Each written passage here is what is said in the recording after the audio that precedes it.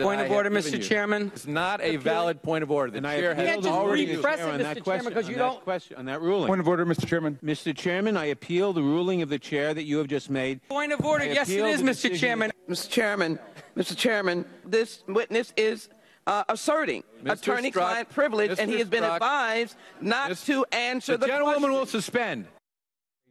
Inside the Beltway, Democrat lawmakers disrupting hearings to examine whether bias on the part of the FBI's top counter-intel agent, Peter Strzok, influenced his investigations of Hillary Clinton and Donald Trump.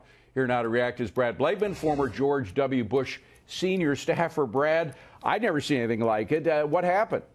I think the Democrats were showing themselves to be a protection racket for somebody who admitted bias and prejudice by his text and his emails to his lover. And it seemed that exactly when that chaos ensued was just as Gowdy and other Republicans were hitting pay dirt in terms of exposing his bias.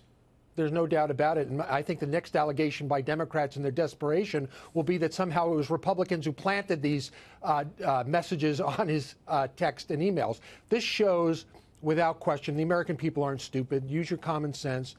This guy was the judge, jury, and executioner. We don't know exactly what he did. And by the way, we were not able to get his personal text messages. But, we do, Brad, I think you're on the mark, but we do know that he was instrumental in the two key investigations of both political candidates, both from the Democrat and the Republican Party going into the election. He was a key member of the investigative team. In fact, he was involved in starting up the Russia investigation, even though he had extraordinary antipathy towards one, Donald Trump, and he thought that Hillary Clinton should win by 100 million to 0. Right. He hated the president by his own admission. He loathed him. Yeah. And the very person he was charged with investigating. Any other situation, if you were a juror sitting on a trial, you would be excused immediately.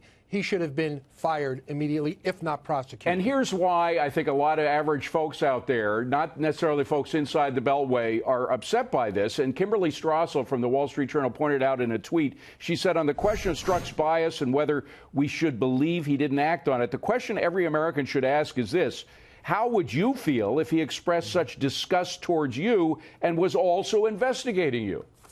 There's no doubt about it. This guy is bad to the core. The fact that he felt so comfortable in doing hundreds of these messages while the investigation is going on tells me that it probably permeates within the FBI senior leadership. And yet, Brad, the Democrats don't seem to get it. In fact, one representative, Democrat Cohen, said about Strzok the following. Let me play the tape and get your quick reaction. If I could give you a Purple Heart, I would. You deserve one. This has been an attack on you in a way to attack Mr. Mueller and the investigation that is to get at Russia collusion involved in our election. Brad, he wants to give this guy a Purple Heart. Do you think Americans are going to buy that? No, I think it's disgusting. And if anything, this guy deserves a criminal trial. He doesn't deserve to be rewarded for clear bias and prejudice for an ongoing investigation by a government official. Is it going to affect the elections in November? Quickly. I think absolutely. If there isn't a conclusion to this thing, this is going to be an election issue, no doubt. Brad Blakeman, great stuff, Brad. Thank you very much. Thanks. Appreciate it.